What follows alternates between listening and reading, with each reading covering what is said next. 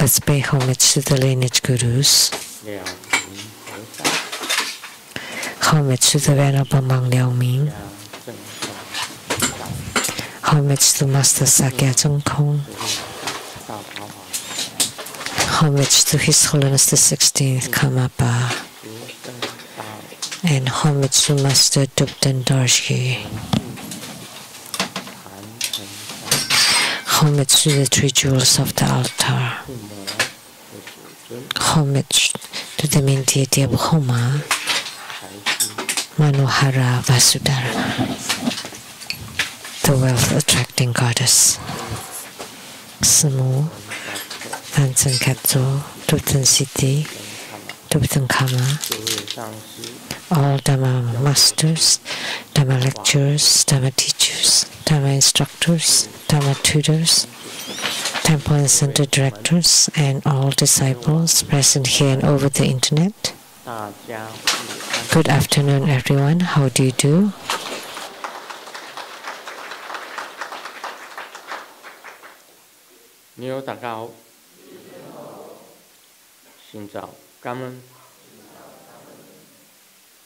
Aishiteru Shanange Hola amigo Te quiero mucho Sugoi Ichiban Kimochi ii Yumi Yapi Purin purin Konnichiwa.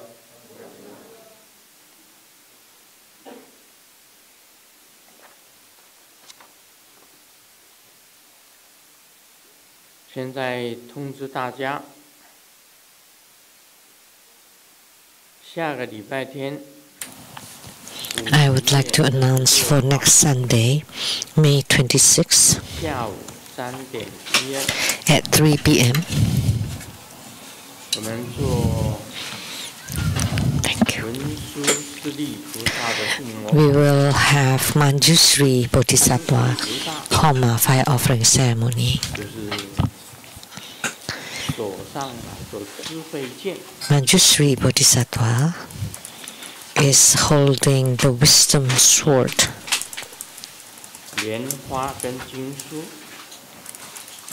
And the lotus blossom and scripture or sutra. So in Buddhism, Manjushri Bodhisattva is an extremely incredible Bodhisattva, and he's one of the 8 great Bodhisattvas.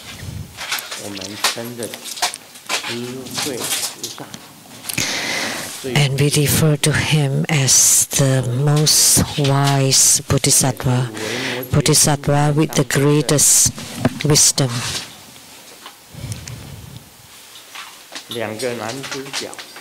And he's one of the 2 key figures in the Vimalakirti Sutra, which are Vimalakirti and Manjushri. And we also know that he is a transformation of the supreme King Buddha of the Naga clan.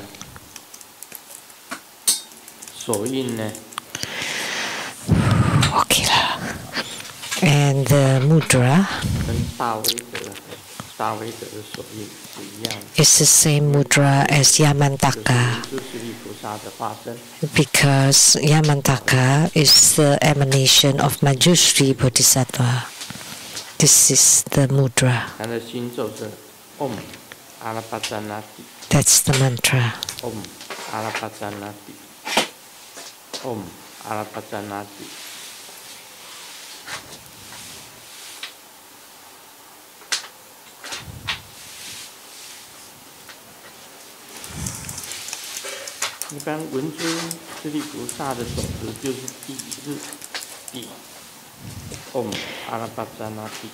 The 6th syllable is Di from the mantra Om Alapajanati. And the 6th syllable can be in red, for red Manjushri or yellow for yellow Manjushri. There are two kinds. 这一尊文殊师利菩萨 So Manjushri Bodhisattva is a great Bodhisattva that Grandmaster highly admire and revere. If you don't need any wisdom, then you don't need to become the primary supplicant.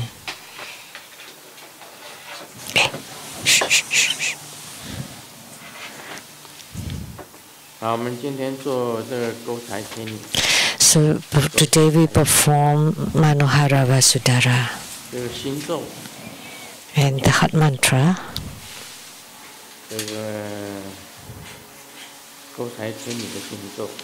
the heart mantra of Manohara.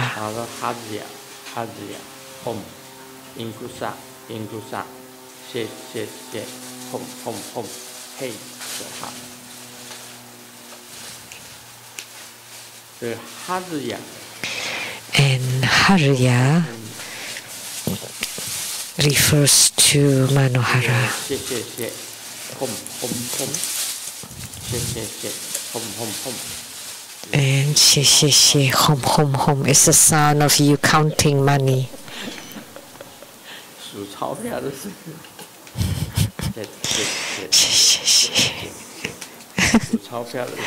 When you count your bills, that's the sound of counting your money.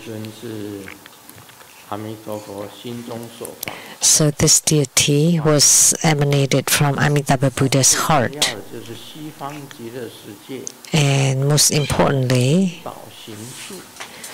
that in Sukhavati, the 7 jewel trees were hooked and it became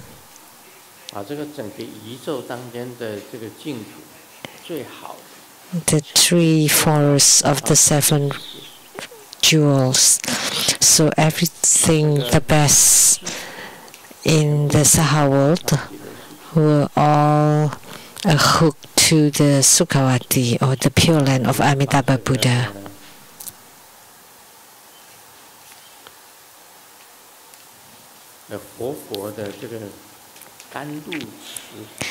And also the nectar ponds were also hooked to become Mahatwin lotus ponds. And the bottom of the ponds were covered by golden sand, or sands of gold.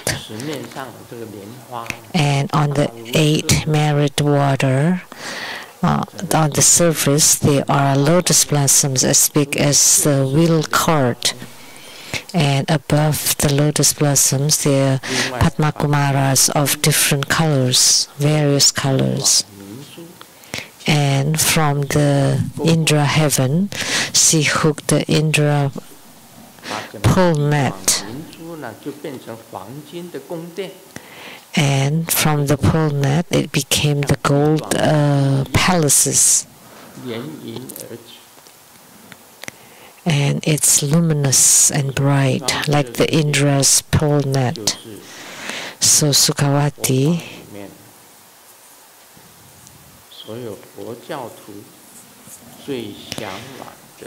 is the place, the realm that all Buddhists long for.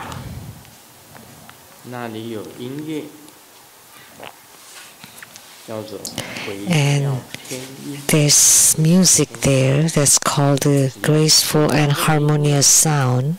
And by hearing this music, all beings there will be mindful of the Buddha, Dharma, and Sangha and cultivate the 37 aids to enlightenment. And everyone will be practicing and will attain the right realization. So Sukhavati is magnificent and supreme and sublime and marvelous and inconceivable. Such a realm it is. And that's because Manohara using her Vajra hook to hook all the best things from all the other realms to Sukhavati.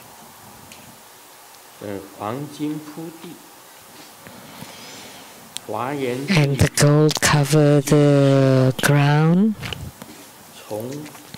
and from the Huayan Pure Land, she brought in trees made of 7 treasures, and Indra's pull net to build all the gold palaces. That's why Sukhavati becomes the most perfect and most beautiful and prosperous and magnificent of all the Buddha lands.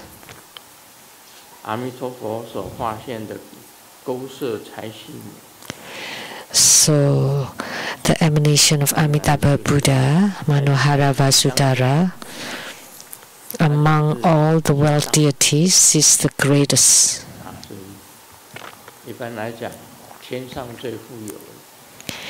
Typically, we say the richest ones in the heavens are the 4 heavenly kings. The richest ones in the ocean is the dragon kings. And the richest ones on earth are the mountain gods. Mountain gods are the richest on earth.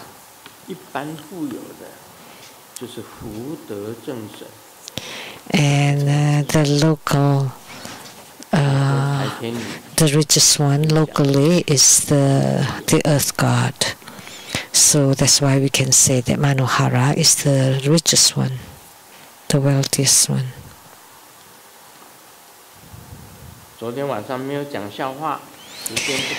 Last night I didn't tell any joke because they didn't have time. So today let me tell a few jokes.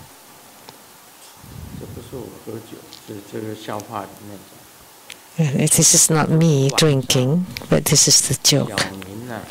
Last night, Xiaoming drank some wine.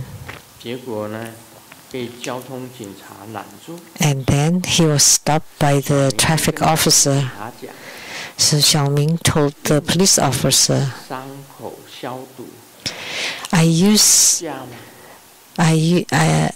is drinking alcohol to disinfect considered drunk driving?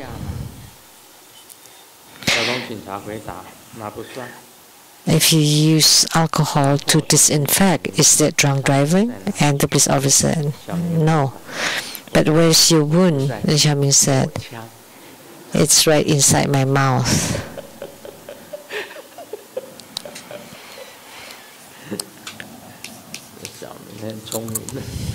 Xiaoming is too smart.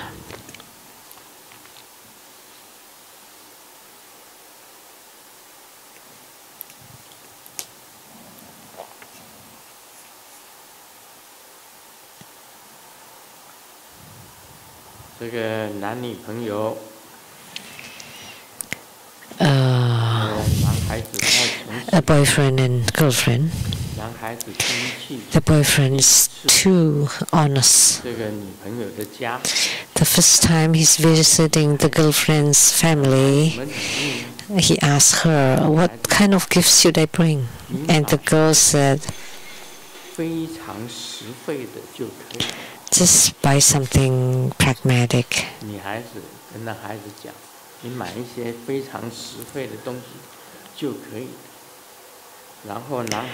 So the boy brought 10 cans of peanut oil, 50 bags of rice, 50 kilos of flour, and 10 kilos of pork. So the girl's dad said, are you providing us with the poverty relief or something?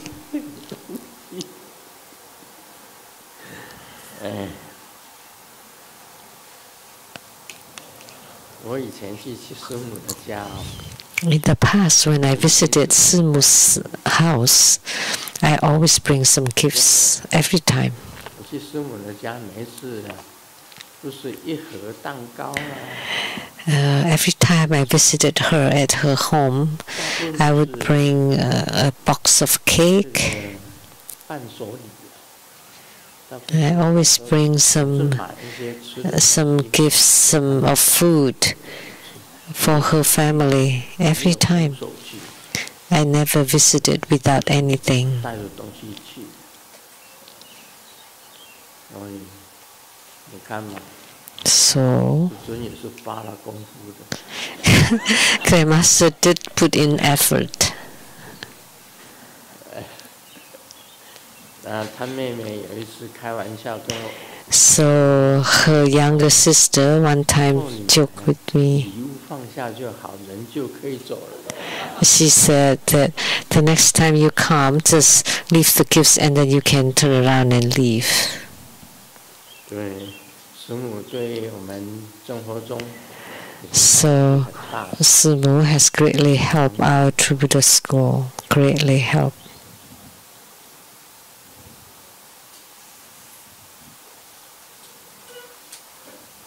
这个你们看看哪里毛病在哪里？ So, check what the problem is in this joke. 小明要买房子。 Xiaoming is buying a house. 大家一个人捐1块钱。 If everybody give him $1, $1 million, 1 million people, then he would be able to buy a $1 million house. So he just needs $1 for 1 million from 1 million people, and then when you want to buy a house, then I can give you $1. Then everybody can buy a $1 million house. So where's the problem now?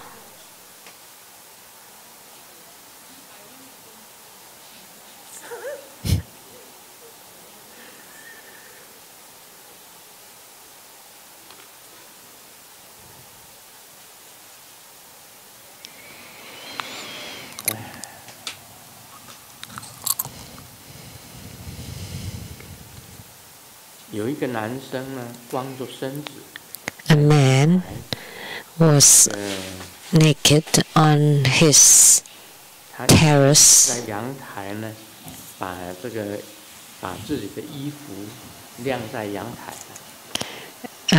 And sun dry his own clothes.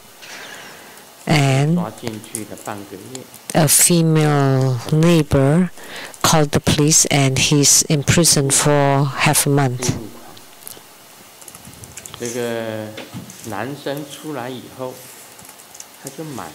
For improper, indecent exposition. And after he got out, he's been waiting and waiting, and finally caught her naked.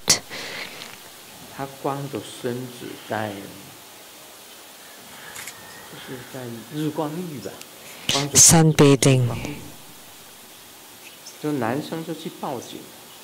So the man called the police, and he's in prison again for another half month. And the reason is he's accused of a peeping Tom.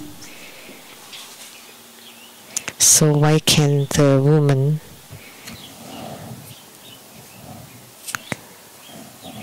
can do it but not the man?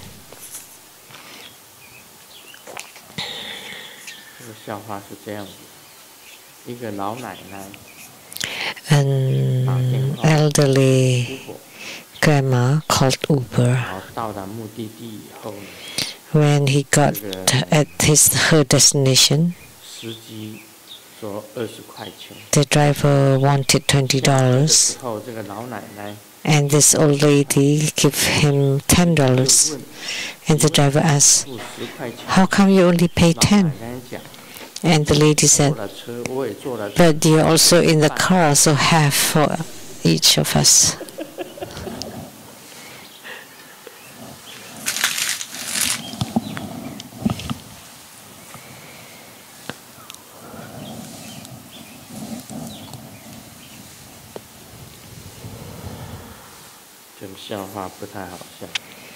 This one is not that funny.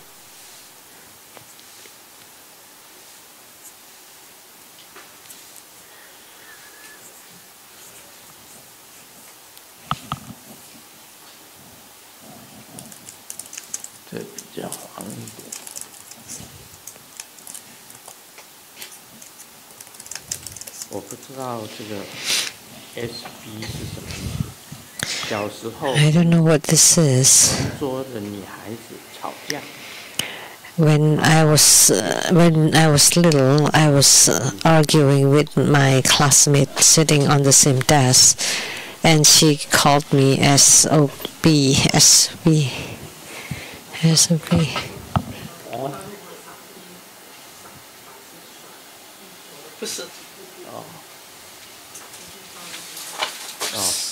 小时候跟同桌的女生吵架，她骂我 SB， 我非常生气。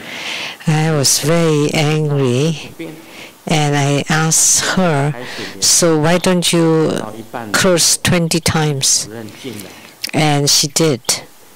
And halfway, the class leader came in, and then all of a sudden I got smart and I said, "You should not curse the teacher." And she's punished to stand for 3 classes. But now I really regret it, because now I have to sleep on the sofa because of this reason. Because they got married.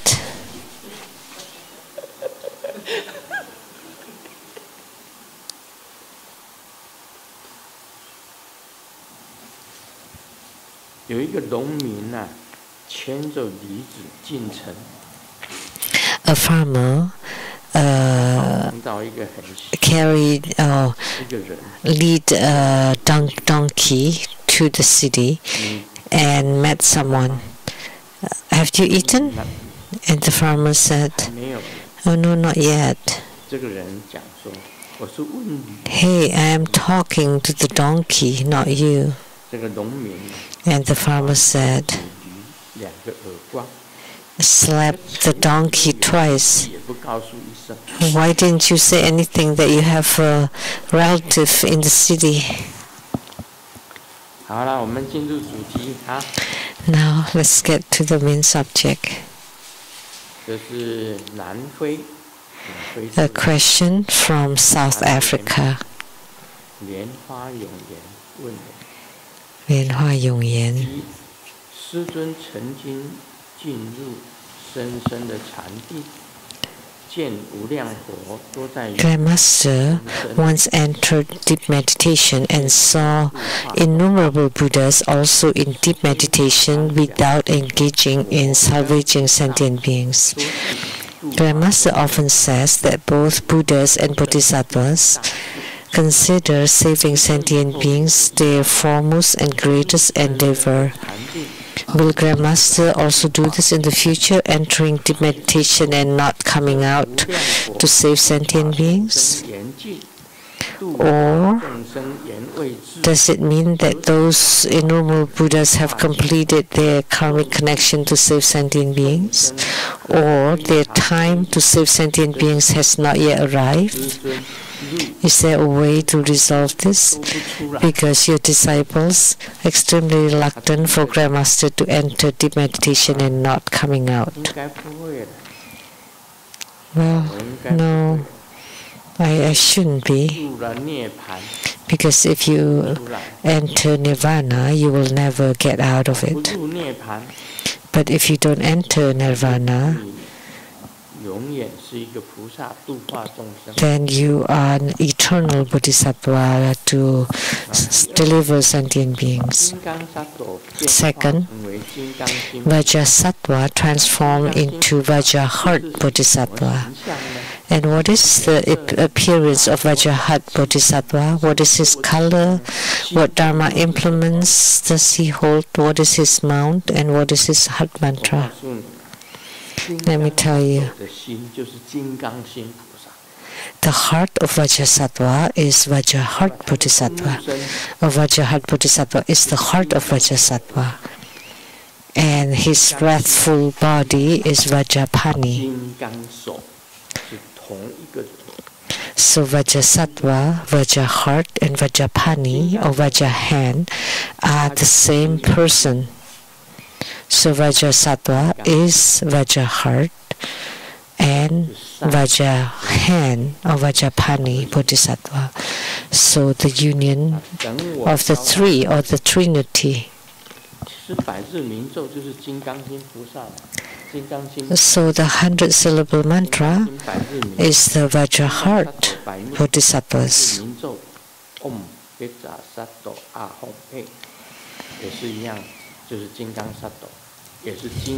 Betsa Sato Ahom Pe is the same too. That's the shortest mantra of the 100-syllable mantra of Vajrasattva. Oh, Vajraheart Bodhisattva. So Vajrasattva is the same as Vajraheart Bodhisattva. Appearance, color, Dharma implements, mount, and heart mantra are all the same. We often say Vajraheart, 100-syllable mantra, and the heart mantra. That's the heart mantra.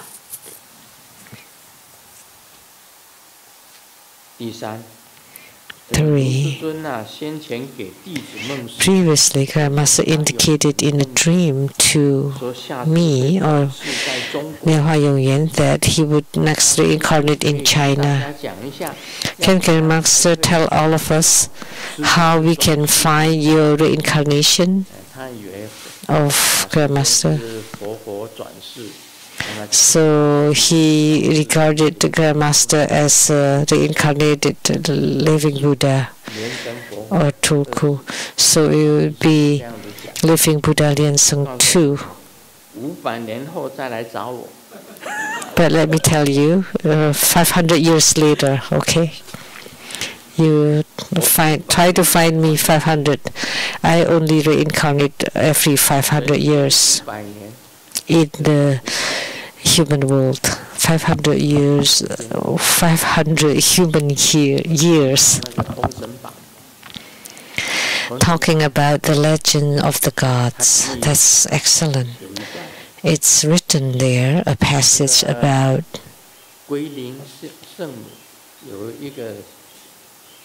called Guiling Sengmu, a Taoist priestess.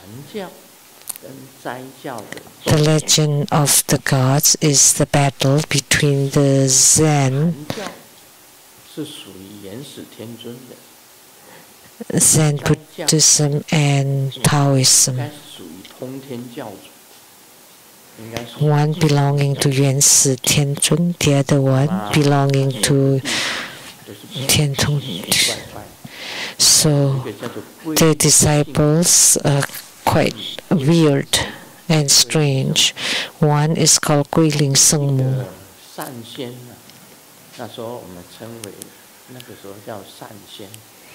And someone, the name called San Xian, holding a flower basket, walking in heaven. And Guiling Sengmu, that belongs to the Can. No, Guiling Sengmu is Taoist and the San Xian is Zen, and they were fighting each other. So the San Xian chanted a mantra, and a sword flew from the flower basket to circle the head of Guiling Sengmu, and her head dropped to the ground, and she died.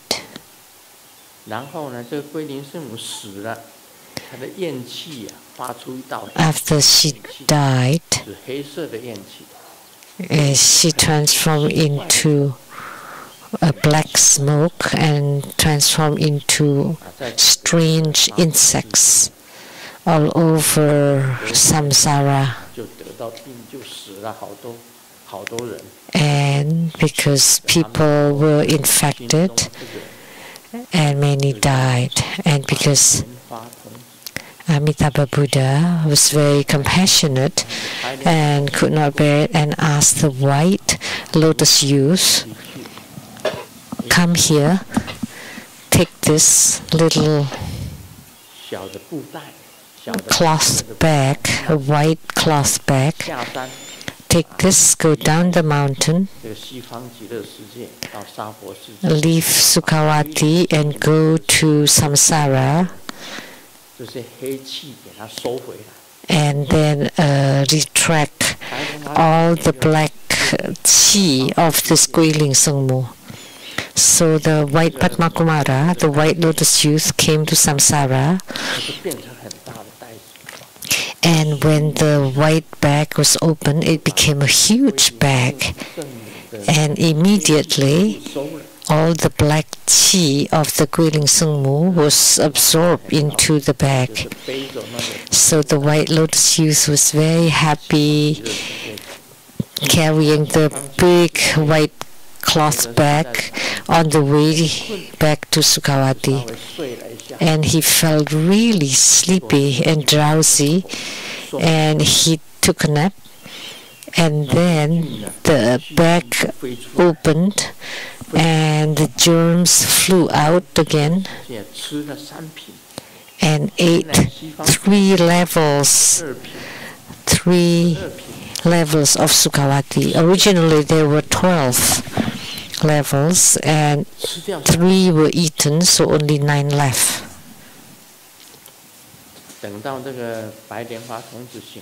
When the white lotus youth woke up, the 12 lotus births of Sukhavati became only 9. So the white lotus used the cloth bag to retract all the black chi again. And that's the reason why the white lotus youth came to samsara. And he was punished by Amitabha Buddha. You are irresponsible. You made the 12 lotus births that were originally in Sukhavati. Now there is only 9 lotus rebirths left. That's why I reincarnate every 500 years. I was punished. The white lotus youth have to come to samsara every 500 years to suffer the suffering and disasters, and that's why. It's from the legends of the gods.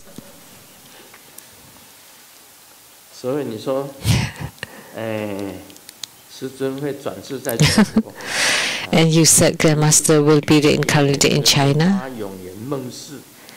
That Grandmaster Lu showed in the dream of Lianhua Yongyuan that he would be reincarnated in China. So could you please tell us how to find this reincarnation? I'll tell you 500 years later. That's my answer.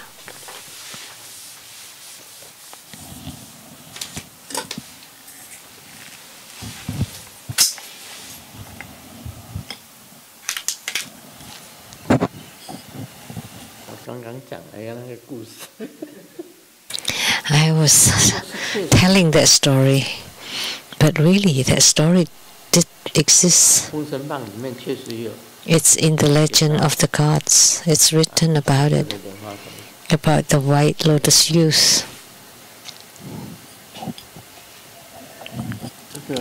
In the investiture of gods.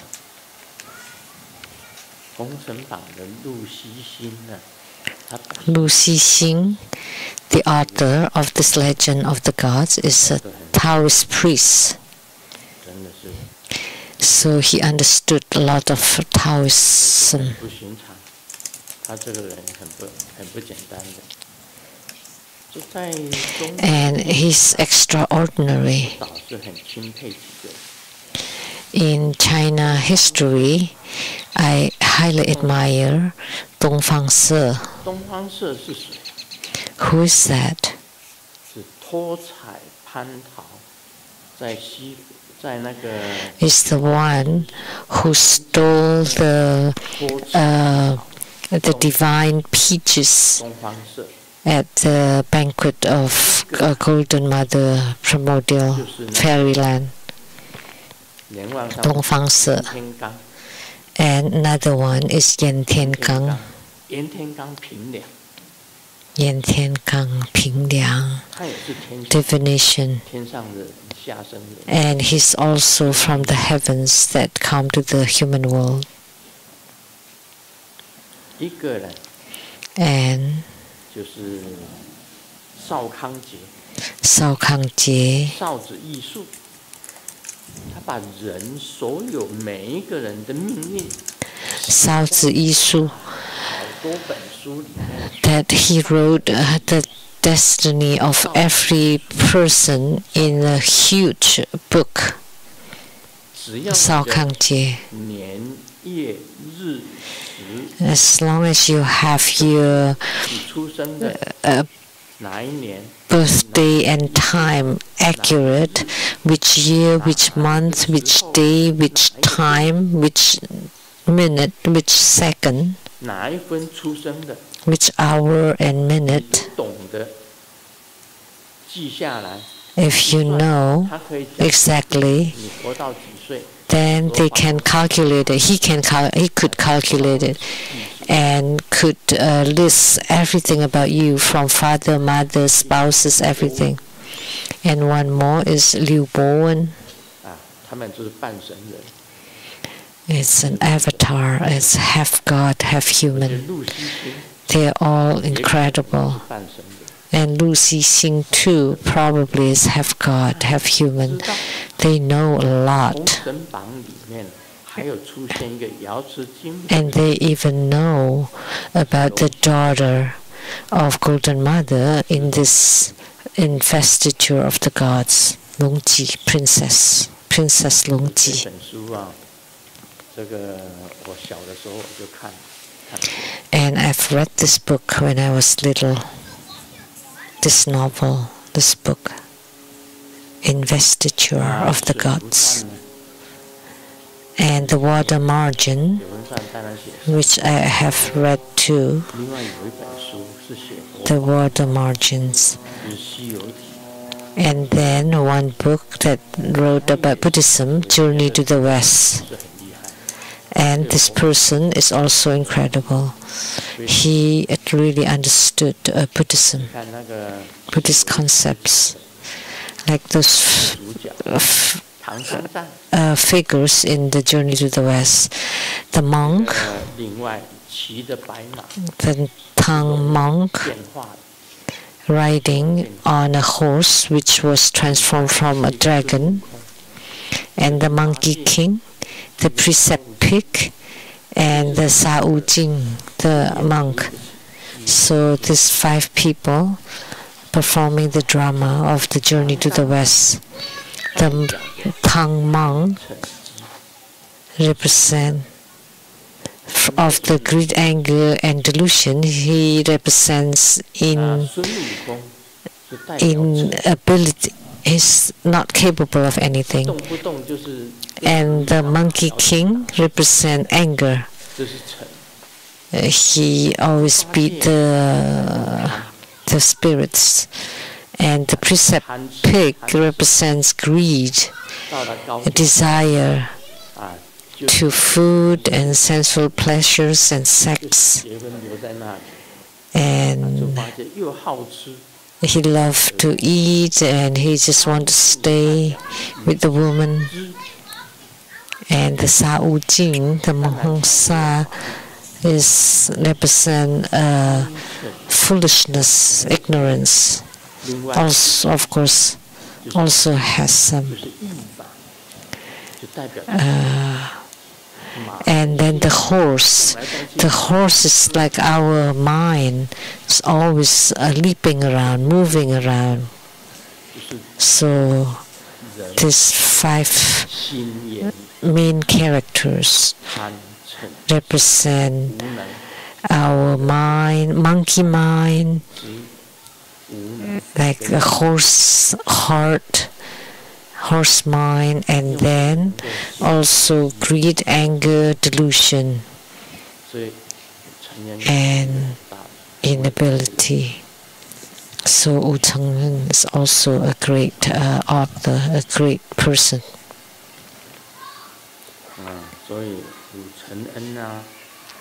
Wu Cheng'en, Lu Xixing, who wrote the Investiture of the Gods. I regard them to be half human, half God.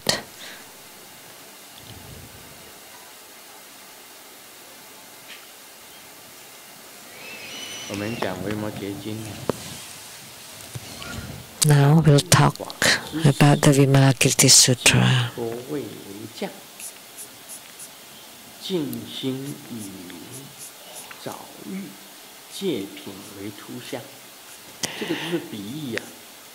This analogies destroying the thieves of affliction. Oh, the nectar of Dharma as food, the flavor of liberation as broth. So what does a bodhisattva eat? Nectar. And Guru Padmasambhava eats air. The best kind of food is the air, or qi. So the air is the best kind of food. And what is the best kind of food for a bodhisattva? It's nectar. When you perform a Dharma practice, when Grandmaster is practicing, there was once that I drank the nectar.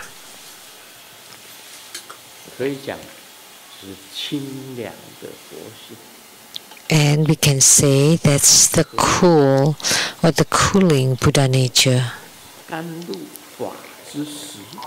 The nectar of Dharma as food. So bodhisattvas eat nectar and Dharma. So when you're practicing Dharma, you can taste the nectar.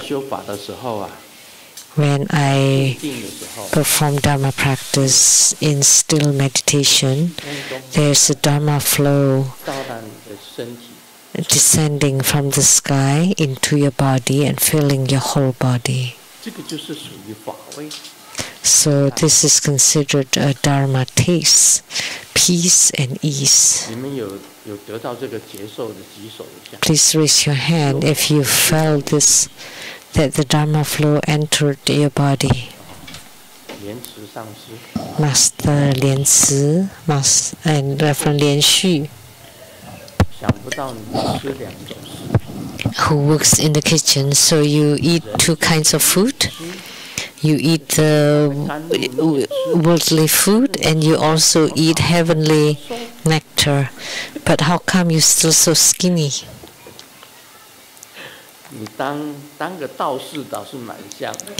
But you look like a Taoist priest, but you don't look like a monk. A monk is a stoic and stocky. Rare that they're so dry and slim. Then that look more like a Taoist priest.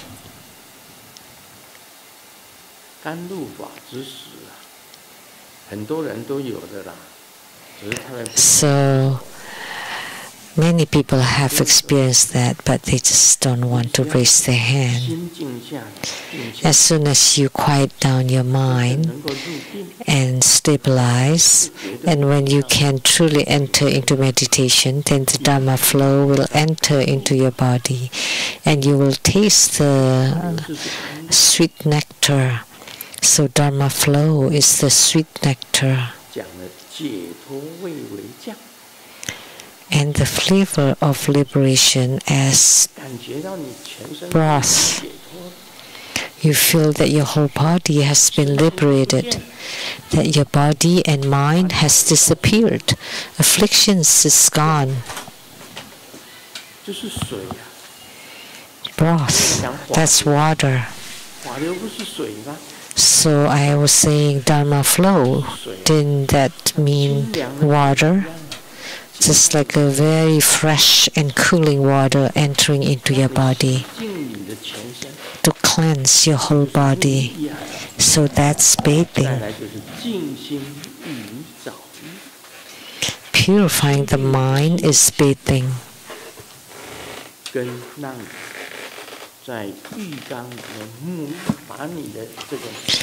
So purifying the mind is like bathing in the bathtub to cleanse away all the dust and dirt from your body, or to cleanse all the rubbish inside your body.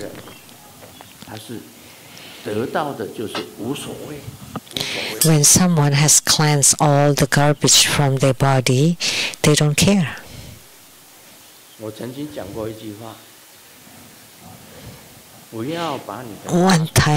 Once I said, don't keep the garbage inside your body. You want to throw away all the garbage from your heart and mind, and then you don't care anymore. But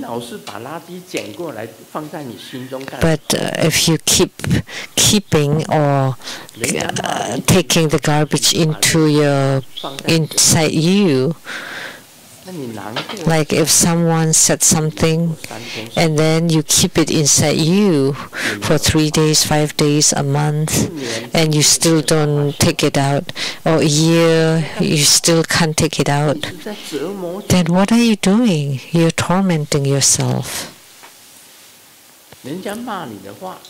And people scold you. Just treat it as in one ear, out the other. Don't let it stay inside you.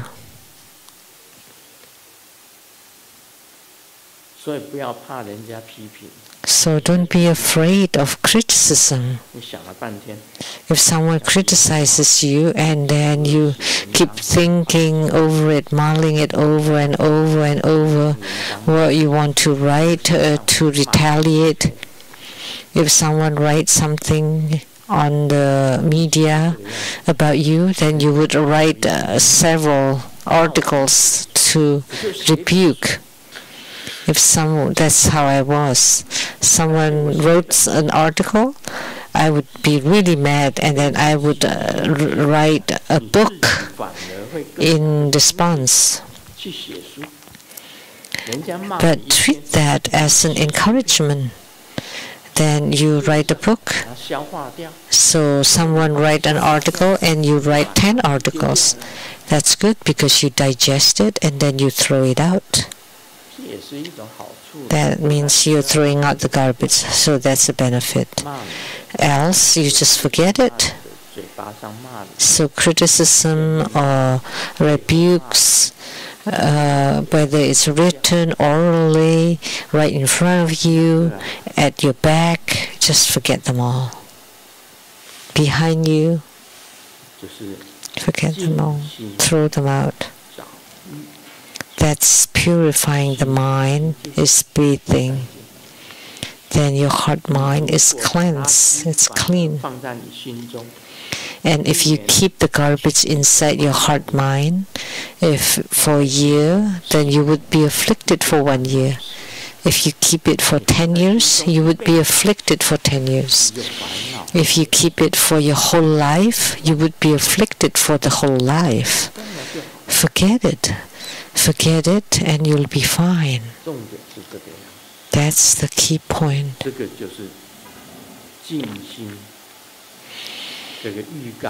So this is purifying the mind.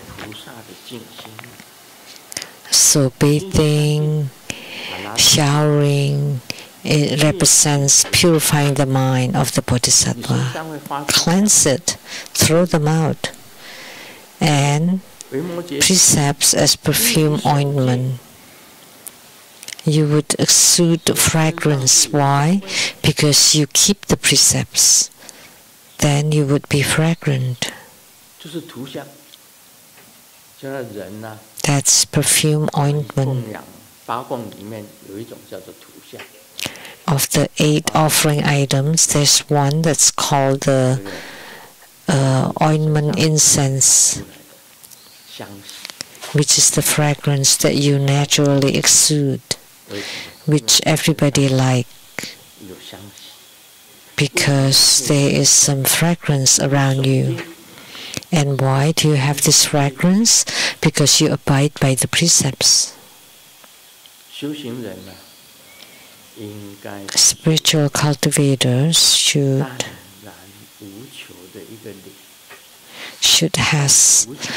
have a face that's light and non-seeking or aggressive, always calm and non-aggressive, non-seeking.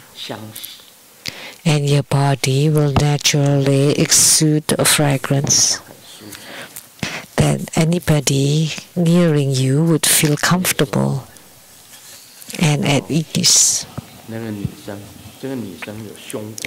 Sometimes we see a lady, a woman, but emits a very fierce look. From the eyes, you can tell if she is violent or fierce. And then her behavior and actions would make people feel apprehensive and don't want to get near her.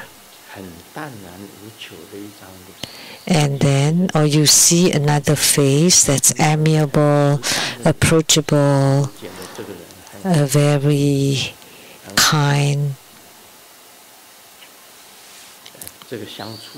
and it would be very easy to get along with because they are abiding by the precepts, and an ordained person would naturally exude perfume, fragrance or ointment. This is an analogy. In your spiritual cultivation, until when you reach a certain stage, then many people love to be around you or near you. Then you can start delivering many people, tens or hundreds of people. But if you're very fierce and foul-smelling monk, and really, then people will run away from you because you don't look approachable.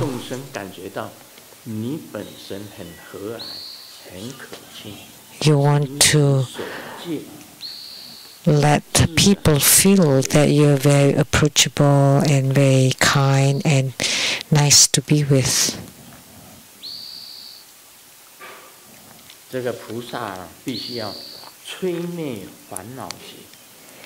A bodhisattva should destroy the thieves of afflictions. All afflictions are no afflictions. That's called the transcendent power of complete outflow, when there is no more affliction. Every one of us has afflictions. How come you can have no afflictions? Because you've been liberated through spiritual cultivation. Then how can you still be afflicted? Doesn't matter what you encounter, you will not be afflicted. Because whatever affliction you encounter today will be thrown out, and then you have no more affliction. The Master can sleep anywhere. It doesn't matter which bed, and I can sleep on the Dharma seat too. Everybody's looking at me and I can still sleep. There's a beautiful lady next to me and I still fall asleep. It doesn't matter because I have no affliction inside my heart and mind. I have no desire. I am desireless, without any desire. Wealth, I don't ask for wealth. I don't ask for sex or sensual pleasures. I don't ask for fame, food. Nowadays, I only like sugar-free ice cream. That's all I like, sugar-free ice cream, because too much sugar is not good. So, just sugar-free ice cream. And sleep. I don't carve sleeping, just enough. But anytime, anywhere, I can sleep, which means I have no affliction. If you're afflicted, you can't fall asleep. So you lose sleep because you have afflictions. For me, even with thunders, I can still fall asleep. I have 2 disciples from Hong Kong who are staying at the Redmond Inn, and they said that in the middle of the night they are the sound of the insects, so they can't sleep. But for me, they sing for me. I would fall asleep even better. And then they said there's the sound of the birds. That's fine. And the sound of the rain. I love hearing the sound of the rain. And then I would sleep so well when I hear the sound of the rain, or the sound of the birds and the fragrance of the flowers. I would sleep even better.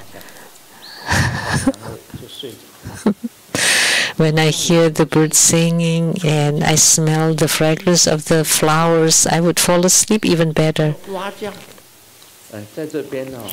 Or the sound of the frogs. There were lots of frogs in the past in the double ponds there, right here, and I could hear them when I was sleeping at the Rainbow Temple Hall. I slept so well.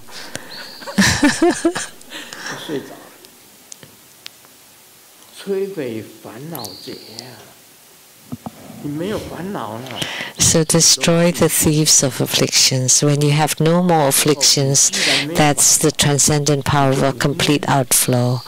Since you have no afflictions, you have no thoughts. And without any thoughts, it would be easy to enter meditation. And then you can reach the 4th dhyana of the heaven of non-existence. The 1st dhyana is at the realm of desire. The 2nd and 3rd dhyana is in the realm of form, and the 4th dhyana is in the realm of formlessness. When you destroy all afflictions, then you can raise the banner very high, and that to establish the Dharma site. Brave, you would become very courageous and healthy and unsurpassable. And at such time, you can subdue the 4 maras. And what are they? The celestial mara, the mara of sickness, the mara of affliction, and the mara of death.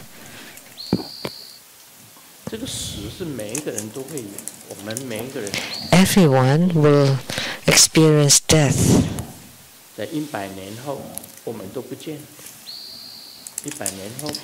We will all disappear 100 years later, including those who are a baby now.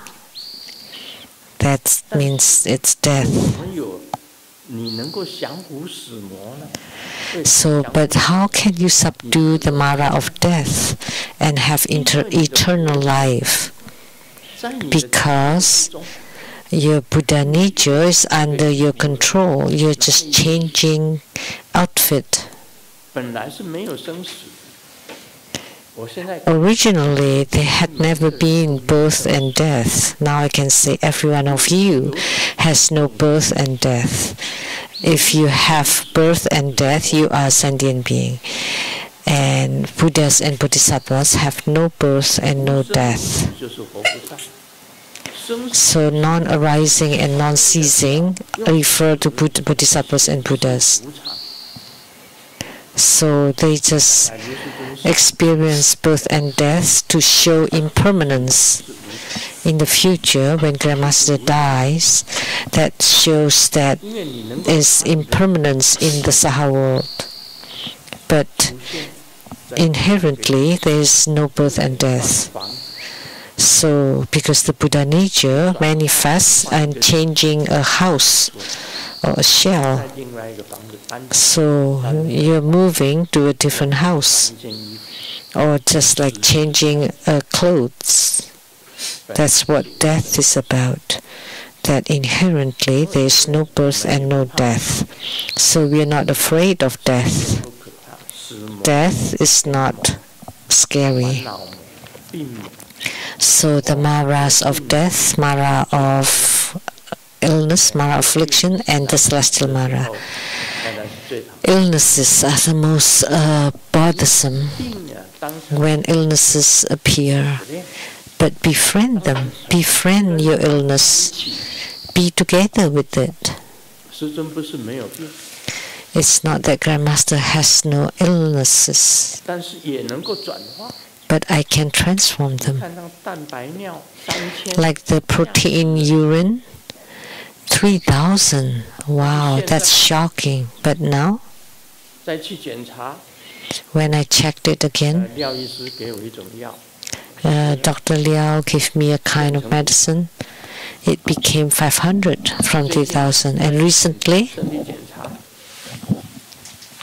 from my checkup, it decreased to 200.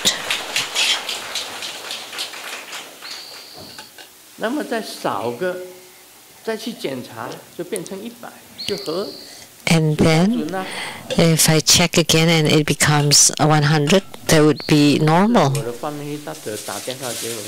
One time, my family doctor called me, Grandmaster Lu, go to the emergency right now, that evening. And I didn't go. I didn't want to go. I sleep so well at home. And you're asking me to go to the emergency at midnight? Because he found high potassium in my blood. Hyperalkalemia. It was above 5.1. But I didn't go. And then when I got to check again, he found my potassium 7 point something, which was above the range. And then they said there would be 8 kinds of symptoms. Diarrhea, you faint suddenly if you have hyperalkalemia, hyperkalemia, and numbness in the hands and feet, like 8 different symptoms. Or faint suddenly, and the worst is you would die. Death. But I'm not afraid of death. Why would I be afraid of hyperkalemia? I'm not even, it's just changing clothes. I'm 80 already. It's no big deal if I die. That's fine. I had to go to the emergency? No way. I didn't go. And then 3 days later, he called again. Did you go to the emergency? No. Well, then come in to the clinic. And I went and had another test. And the test was normal.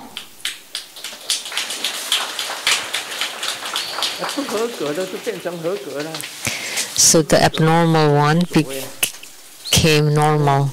Even when it was abnormal, it's no big deal because we are not afraid of death and birth. Death, selamat. Selamat sounded like, are you dead? Selamat pagi, selamat malam. So death is fine. Then I don't have to work so hard giving Dharma teaching every Saturdays and Monday and Sundays, and I don't even get anything. And look at all those people giving a speech, and they earn millions of dollars. But for Grandmaster, the lowest one, Yanzi, just give me $200 for one ceremony, one session. $200. It's not enough to wipe your behind. Now they increase it a little bit. So talking about death, and you have to subdue the 4 kinds of malas. You're not afraid of death. Then what else would you fear? My body is very interesting. According to Western medicine, if you have protein in urine reaching 3,000, how could it reach? How can it become normal?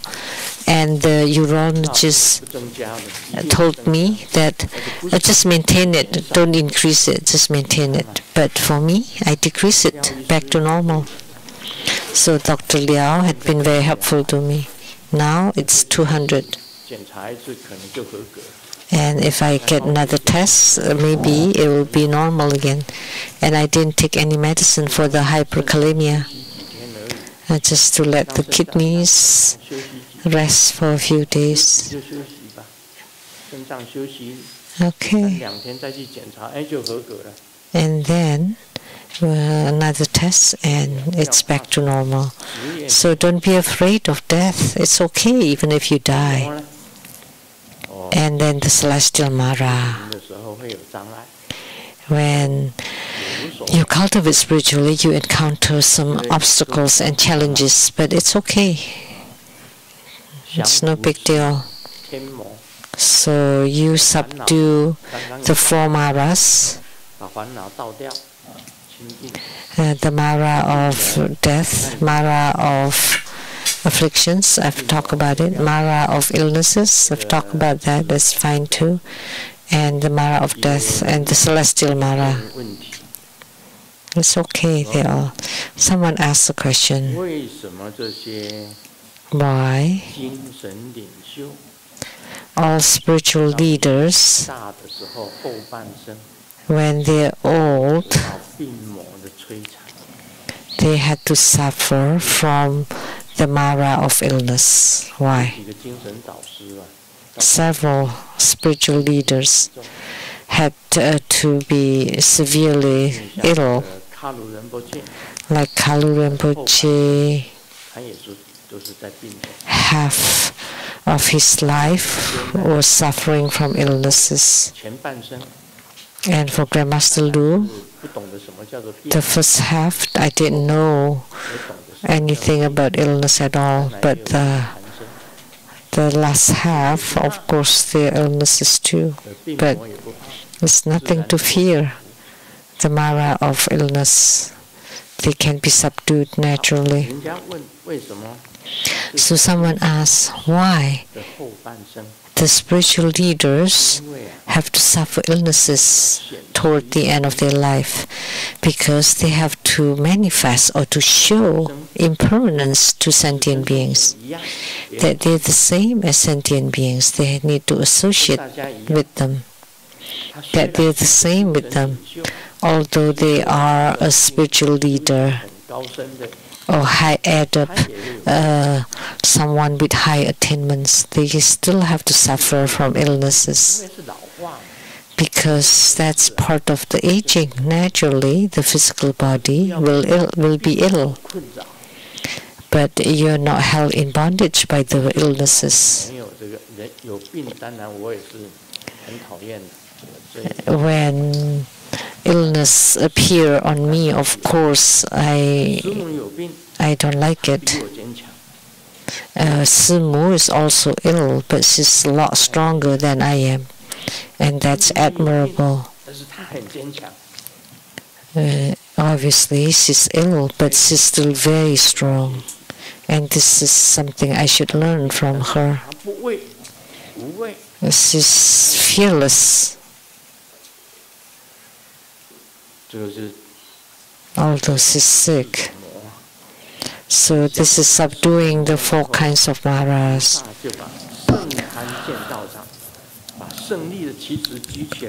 Once you subdue the 4 kinds of Maras, the Bodhisattvas raise their victory banner and establish the Dharma site to let sentient beings learn.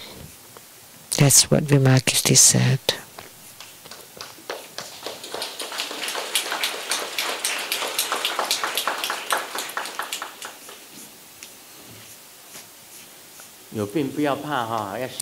So don't be afraid when you're ill. Then you need to subdue the 4 kinds: celestial Mara, Mara of afflictions, Mara of illnesses, Mara of death. The 4 kinds of Maras.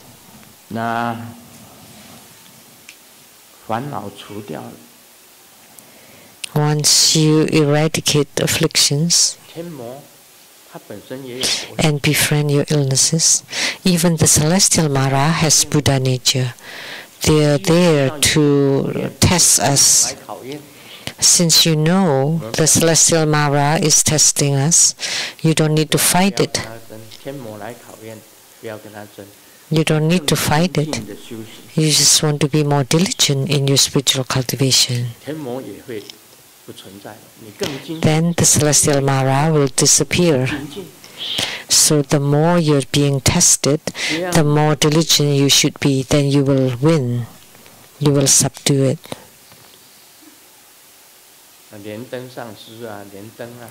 Master Lien Teng, our Master Lien Teng, he got lung cancer. Lung cancer. When he was suffering in the hospital with tubes and IVs, and during such a time, he was still seated in a lotus position, with lotus position meditating. So even with tubes all over his body, and it was shocking the whole doctors and nurses in the hospital that this patient was about to lose his life, severely ill with IVs and everything, and he was still meditating.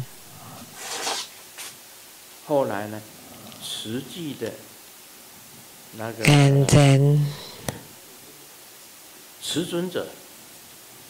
the Cizunze of the Tzu Foundation,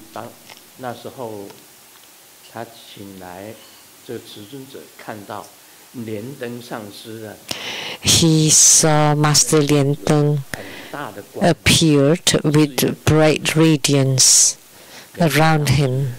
He's a great bodhisattva.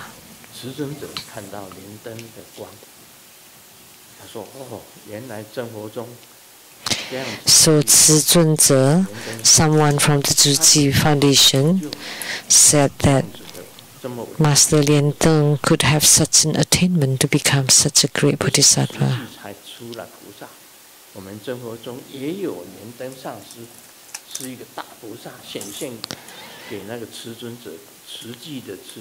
So Master Lien Teng appeared to this person, 慈尊者 from the Tzu Chi Foundation. 将来我们都可以显现啊，战胜事物。 So in the future too, we can appear that way. 翻呐，立起来。 So once you win over the 4 Maras, you hoist the victory banner and establish the Dharma site. That's all for today. Om Mani Padme Hum.